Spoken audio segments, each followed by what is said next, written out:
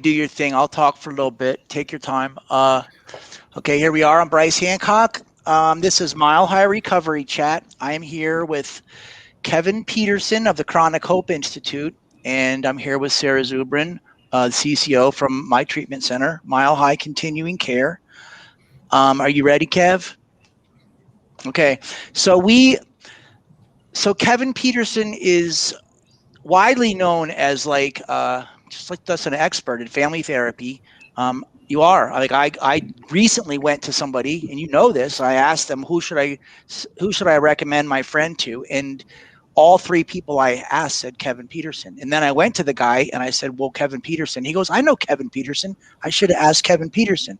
So you're widely respected as a family therapist and as just a therapist, and so I want to reiterate, like I do every time. I don't do a pre-interview. I don't know your story, but I did read your book, the book Chronic Hope, and it's a great book. And it starts out with you. It's kind of your story, and we are kindred spirits in that we live currently a very 12-step kind of life, and that as young men. Like, I'll speak for myself, but I was just a bonehead, and I was a partier, and I was an addict, and I lied to my parents, and I failed out of college, and I lied about that, and then I got back in. I lied about everything, right? And so your experience was that finally, I don't know, someone talked to your parents and taught them boundaries, and it changed your life. Yeah. I think absolutely. And that did change my life, and it actually saved my life. And I think another important thing, sort of element to add into that conversation, that statement, the conversation, is that I grew up in a house of addiction. My mom was a prescription drug addict. And so I come at this from a perspective of having grown up in a house of chaos and anxiety and crisis and drama. And then around 13, picking up drugs and alcohol, and just like, whew, oh my God, where the hell has this been? I needed this in the first grade. And then, when I was 26, I was in a car with my dad for a 4-hour drive between San Luis Obispo and Palo Alto, California. And the first 5 minutes went like this: "Kevin, you're my only son and I love you, but I don't believe a word out of your mouth. You're a liar, a cheat, and a thief, and you're an alcoholic and a drug addict, and you're out of the family." And I was just like, oh, 3 hours and 55 minutes to go. Yeah. And so what happened, it's important to understand that what happened then was that I did what I did, which was what I know alcoholics and addicts do, is I put on my hustle, and they were having none of it, And 6 weeks later, I was like, okay, fine. What do I got to do? And they said, you need to go see this therapist with your father. And so in January of 1991, my dad and I started seeing a therapist together. And by the way, this was all planned, and it was all the setup, I think today they would have done an intervention. But then, so I started seeing this therapist, and then my parents were out of town at the end of April in 1991. And this therapist was really funny. He's like, "So Kevin, your parents are out of town, your dad's out of town, so I have something I want to talk about. But we normally talk about what you want to talk about. So what do you want to talk about?" I'm like, "Bro, we can talk about whatever you want." He's like, "You're an alcoholic and a drug addict, and you need help." And I was like, "Yeah, you got me." And I mean, I'd heard that many, many, many times. But that was the time where I was like, okay, what do I do? He's like, "You go to AA." Did it hit different, or was it just good timing? I think it's one of those things where, I had been hearing that for a long time. Long, long, long time. I remember going to a series of therapists, and at some point they'd be like, "We need to talk about your alcohol and your drug use." And I'd be like, "Oh, that's too bad. This is going to be our last session." Yeah, I really right. like Exactly. Yeah. And, but I'd had jobs and girlfriends and friends and family all tell me I had a problem. And I think what had happened after 5 months of really having this in-depth conversation with my dad and with the therapist, and really putting all the cards on the table, when he hit me with that, all the evidence was there. It's like, well, you lied about graduating from college. You've lied about everything. Everything you do is just one giant scam. So, and I was like, yeah, you got me. So. Okay.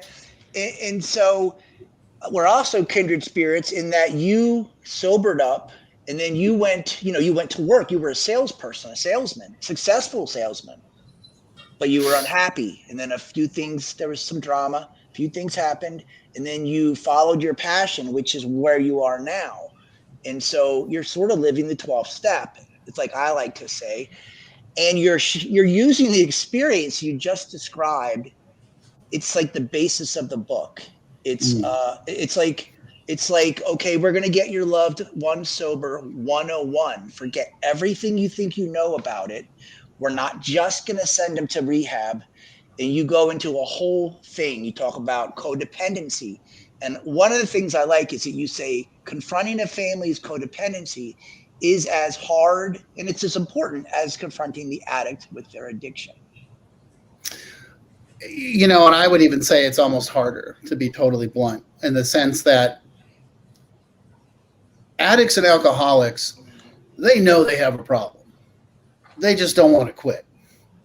I think effectively at some point in the life of every addict and alcoholic, they're like, all right, I know the clock's running. I'm not going to be able to get away with this forever. But the funny part about the families is that the families have become so vested generationally in accommodating and covering and taking care of that they think that's their job. And they think that's good parenting and good family, stewardship. And what they don't realize is that they're actually enabling and allowing the person, we hear the phrase all the time, you're loving them to death, And so that's the hard part of it. The hard part is getting the family to look back at themselves and be like, oh, wow. And the important thing for them to understand is they're not responsible for the other person's addiction, but they are responsible for how they respond to it. Yeah. And so that's a tough challenge, because they've been making the trains run on time for however many years, and now you're telling them that they got to stop doing that. Right. And so when I started in this industry, I opened a sober house, and very quickly the family thing was right in my face as a huge problem. And I know that Sarah at our treatment center runs a family group weekly, right? Yeah. And it's really funny when we're talking about like driving the bus and the codependency piece, because I run groups and I'm like, okay, let's talk about symptoms of stress. And then I read off the DSM diagnosis of PTSD, and they're like, oh yeah, I got that. Nightmares. Yeah, I have those. And I'm like, so what you're saying is you were literally trauma bonded to your alcoholic or addict. And they're like, whoa, mind blowing. I thought I was just being a parent. I thought I was just being a spouse. And it's been a really eye-opening experience for the parents and the family members. But like, on the other hand, you kind of have to trick them into doing the work, because they're like, I'm here to help my kiddo. Right. And they don't have any like comprehension or insight into how severely ill the disease of addiction makes people. Right. And like, it's right. And like, it's so obvious after I'm not even a therapist, and it was painfully obvious. Like, this kid's not going to stay sober, because as soon as he leaves, they're going to get him, they're going to pay for his apartment. They're going to give him a car or whatever it is. Right. And I just like, let me ask a question, and then you guys just riff on this for a second. Is it possible, or is it very likely that someone is going to get sober? Let's say, a kid in their 20s is going to get sober if the family doesn't do their own work.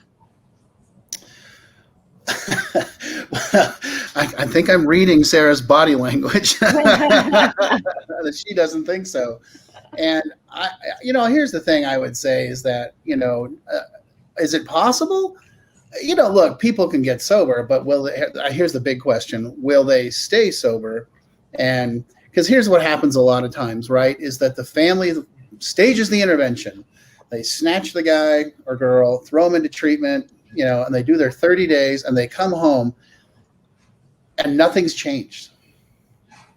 So technically they're sober, but then you put them back in the environment where the family system hasn't changed. Here's the analogy I always use. When a business is going broke, you don't fire the receptionist. You bring in a consultant, and the consultant sits everybody down and starts with the management team and says, look, the way you guys are running the show isn't working. It's evident that's why you're going broke. So what I want to do is show you a new way of doing things that I think is going to help everybody. And then the family has an option of saying, okay, great, we're going to do that, or yeah, we're not doing that. And sadly, as Sarah I know will tell you, because it's the same experience I have, a lot of times the families are like, I don't have a problem. Right. I'm not doing it. I'm not on drugs. Yeah, exactly. Well, yeah. It's like a lot of parents, when we talk about like the failure to launch or people who are really struggling in their early adulthood, parents feel this sense of obligation to caretake because X, Y, and Z, and especially with COVID and difficulty with employment. And oftentimes we see failure to launch is really associated with depression and other stuff in adolescence. So the parents have like this obligation to caretake and this like deep-seated belief that this is really going to work. And as Kevin's saying, if nothing changes in the home, nothing's going to change with the person.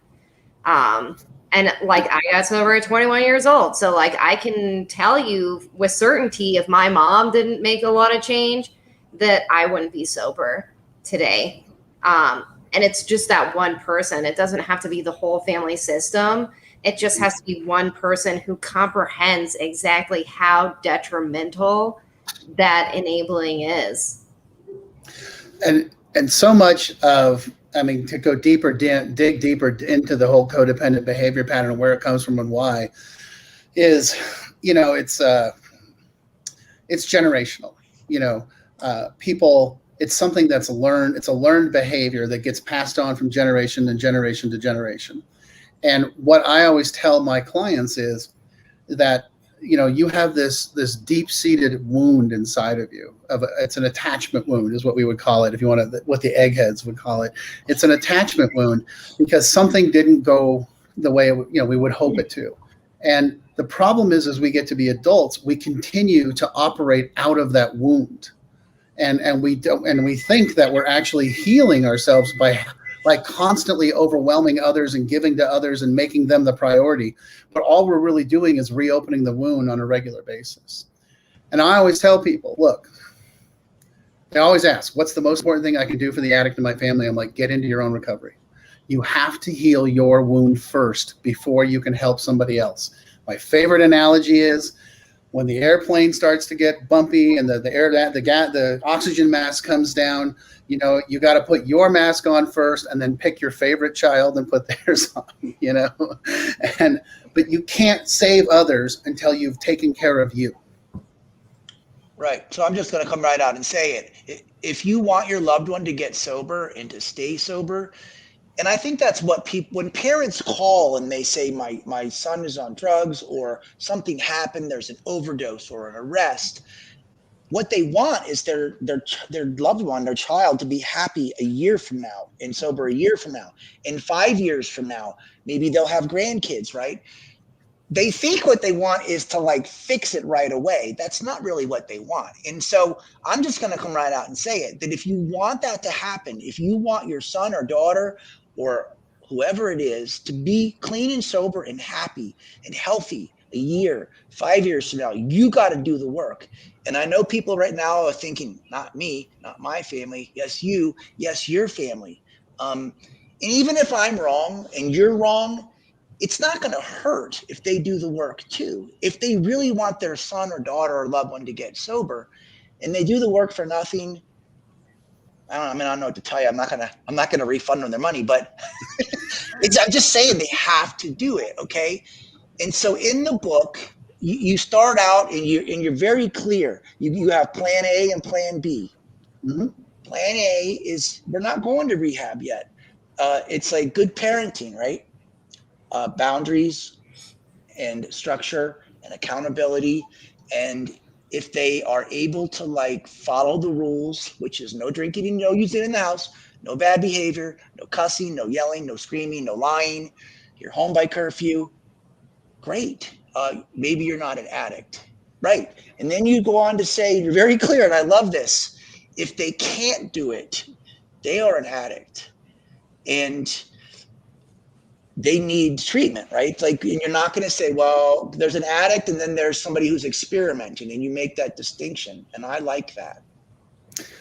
Yeah, I mean, I think that's one of the things that I always try to get across to people right off the bat is let's talk about let's define addiction, you know, and like Sarah brought up, you know, there's the DSM and there's the ASAM and there's all these other things. And I got to tell you, that stuff gets confusing for me. I understand its value and why, but here's where I come from. Once I start, I can't stop or control. Knowing that, I can't not start. Right. Make it simple. Once I start, I can't stop and I can't not start. So if I can get the family to sort of recognize that, hey, look, you know, he can't control it. He's not a bad person. He's not, you know, he's got a disease. He needs help. Let's get him help. And if we can get people centered around that idea, then it sort of takes this pressure off, because the next thing, and I know Sarah's going to chime in on this, the next thing is the first thing out of their parents' mouth is, this is my fault, I have failed. Absolutely. And like one of the things that I've started implementing in our groups is like, we don't talk about the addict or the alcoholic. We talk only about how you respond to them, because there is so much of this guilt. There is so much of this shame. It has nothing to do with the alcoholic at that point. It has to do with like our childhood wounding. And I always say codependency is a trauma response. We are codependent because we had this generational trauma, childhood wounding. And so that's what it has to do with. And how can we heal that so that you can be effective? You know, Yeah.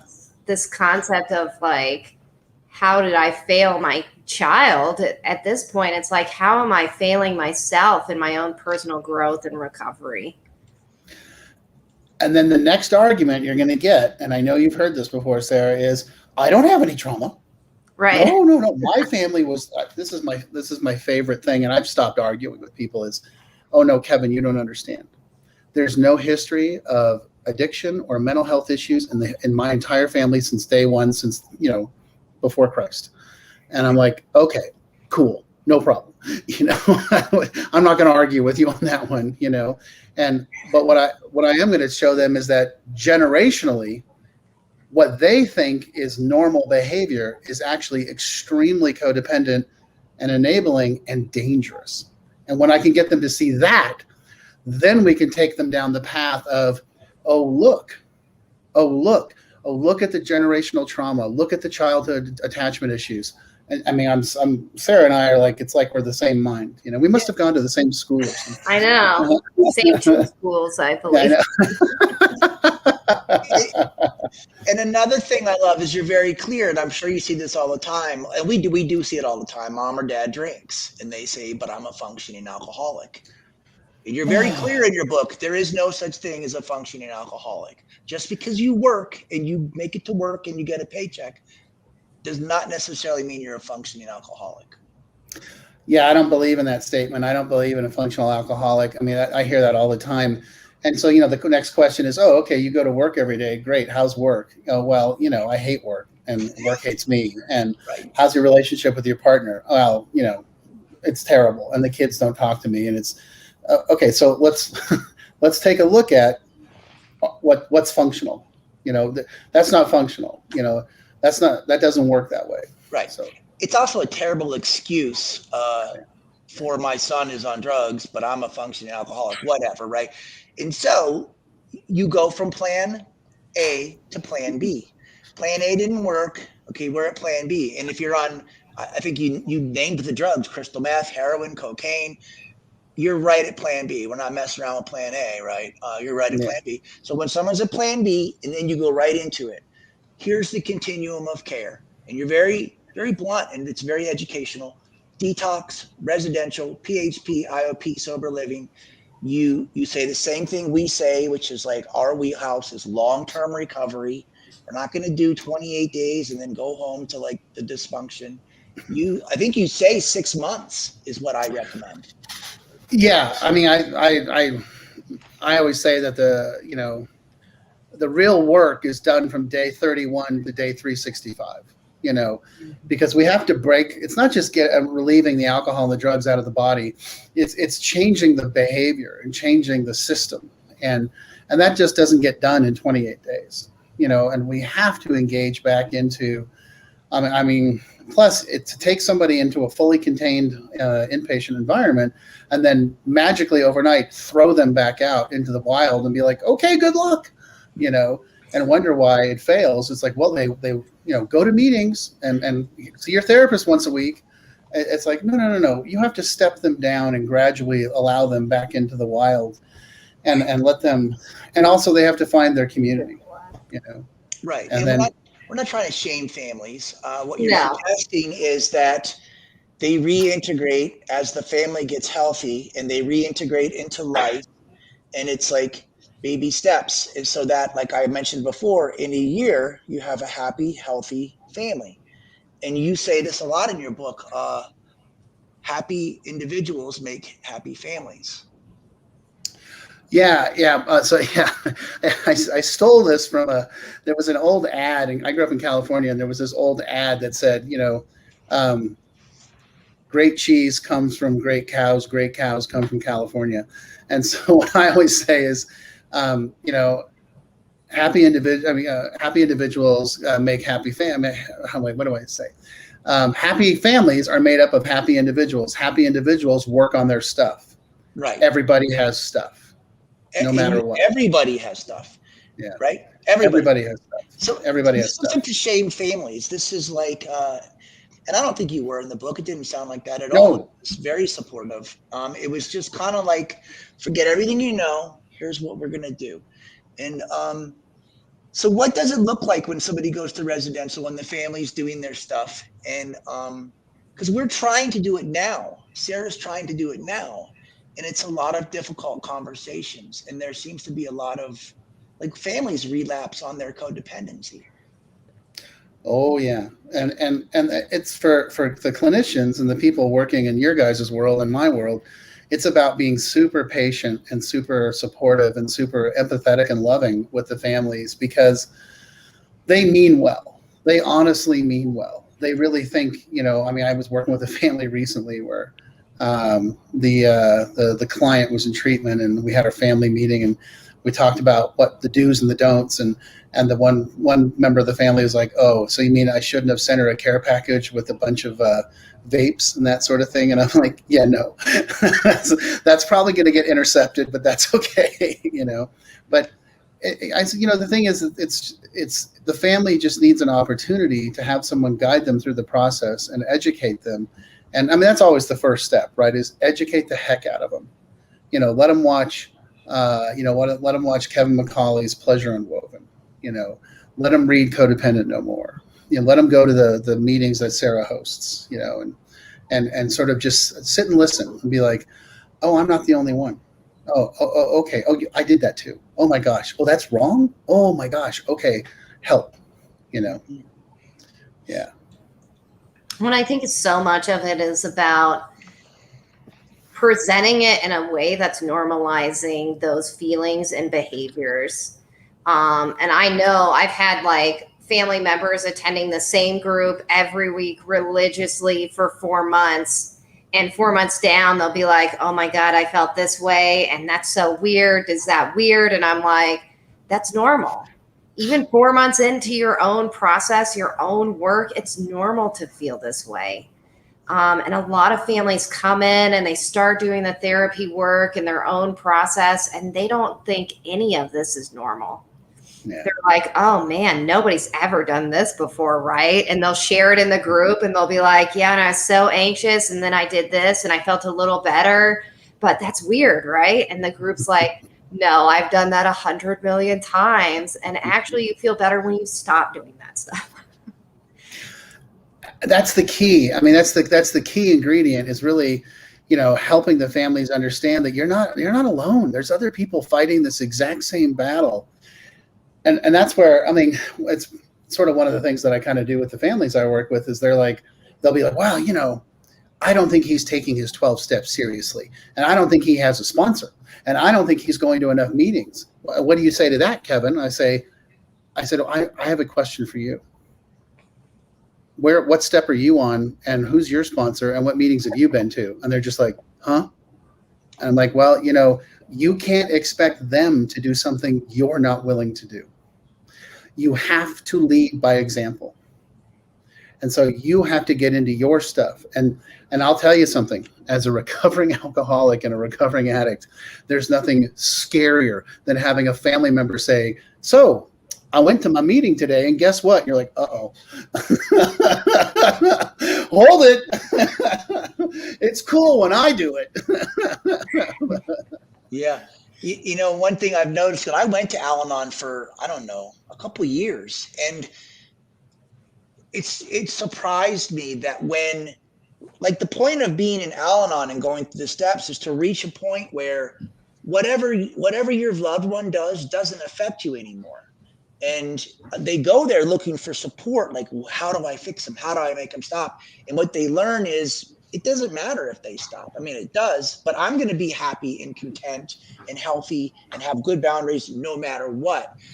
But the trick is that when they get to that point where they have healthy boundaries and they're happy no matter what, it doesn't work for the addict or alcoholic anymore, and they are more likely to get well.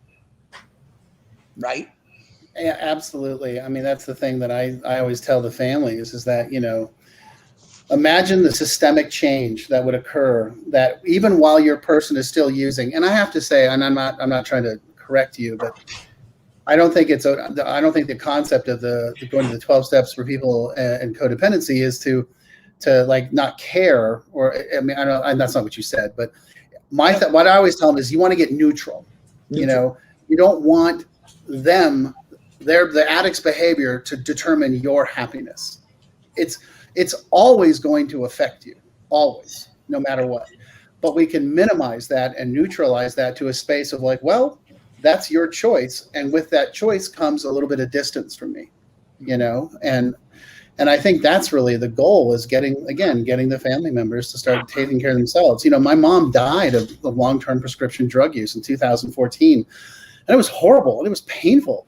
And I told her how I felt, and I came to her and I was just like, I'm terrified of what's going on here. And her choice was, I don't know what you're talking about. I'm fine, and I don't need your help. And I was like, and I went back to my Al-Anon sponsor and I said, what's up? And she's like, well, she's told you how she feels. You need to respect her wishes. But at the same time, that doesn't mean you have to go engage with it all day long and get sucked into it. You can put a boundary and say, I'm going to come by once in a while. I love you. I'll always love you. I'm just not going to participate in this process. Right.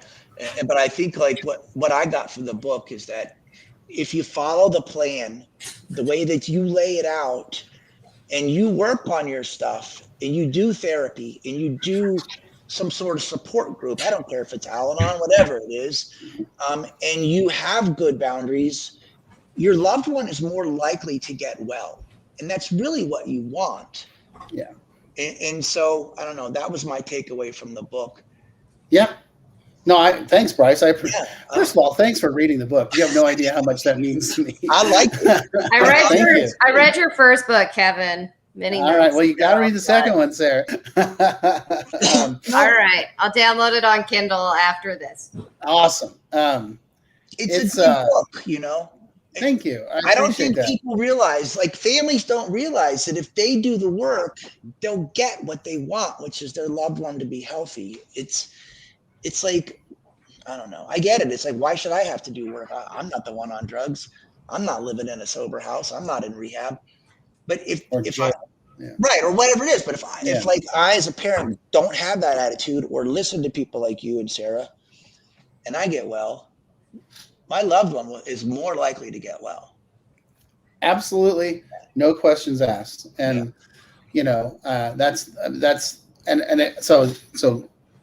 my degrees, my license is as a marriage and family therapist, and we look at systemic change, the entire family system. So what you're talking about is the most effective way to change the family system is to change the individuals.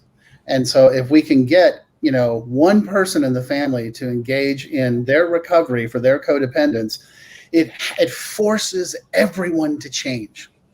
It forces it. You have to react to it because you're part of the family system. And that's the rippling effect that we're looking for. Yeah. And I look at it kind of like, this infinite loop, right? We engage and then we disengage, and that trauma trigger is right in the middle.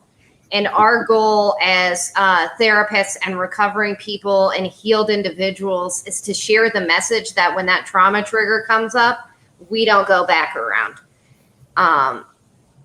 And that's like, we have the education, we have the ability to impart that on other people, kind of like working the 12 step of Al-Anon, is we're supporting people in that journey of how do I break free from this infinite feedback loop that has brought nothing but pain to this side, right? To my addict side and to my side, my codependent side, or whatever it is. And I think like when we talk about Kevin's plan, like plan B, that's the boundaries, that's the structure, that's the stability that allows us to give parents that breathing room. Absolutely. Absolutely.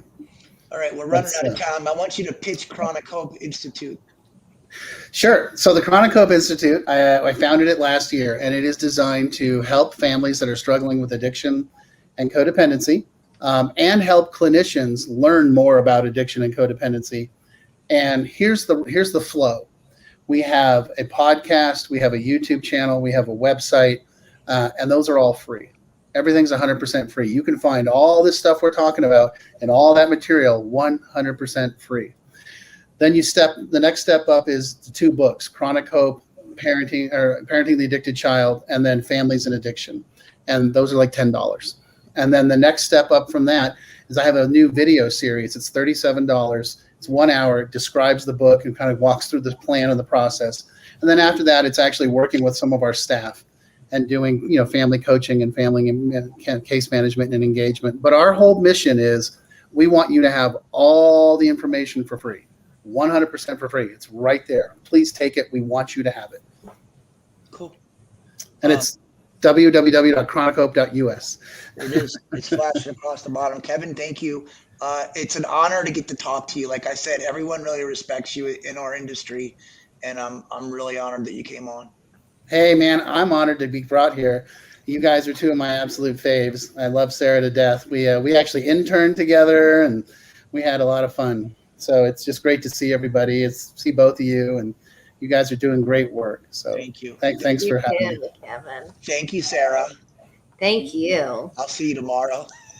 Not if I see you first. Oh, God. All All right. See you guys later. All right.